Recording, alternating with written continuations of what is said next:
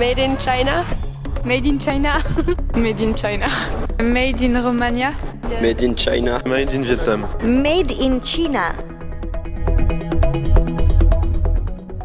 Aujourd'hui, nous allons parler association et politique, car les deux sont extrêmement importantes dans le développement d'une entreprise dans un pays.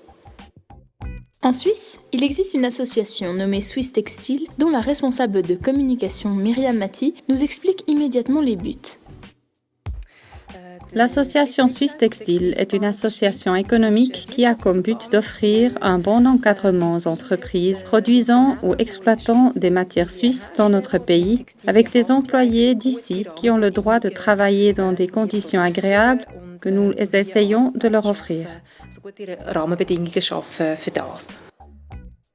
Comme Myriam Mati vient de le mentionner, Swiss Textile soutient toute forme de création textile. Sur leur site www.swisstextile.ch, on peut lire en grand « De votre robe de mariée à votre airbag ». Ils décrivent l'industrie textile suisse comme un ensemble d'entreprises compétitives qui se concentrent sur la haute qualité car leurs produits sont, dans leur design, matériaux et fonctionnalités exceptionnels. Quelles sont les aides que vous apportez aux entreprises ? Nous nous engageons dans divers domaines. Nous soutenons de jeunes entreprises de créateurs ou de designers en leur facilitant l'accès à des plateformes leur permettant d'exposer et de montrer leurs collections en Suisse.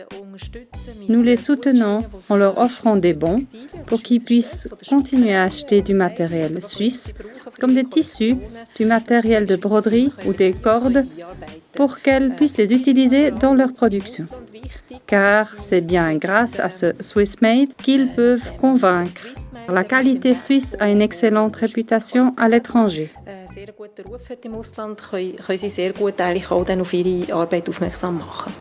On voit donc que cette association permet déjà de faire un pas vers un Swiss Made plus commercialisé, mais leurs actions semblent tout de même restreintes face aux initiatives de certains gouvernements étrangers comme en France. Le ministère de l'économie et de l'industrie français a lancé en 2013 une initiative nommée le Plan industriel textile technique et intelligent, ayant 3 buts principaux.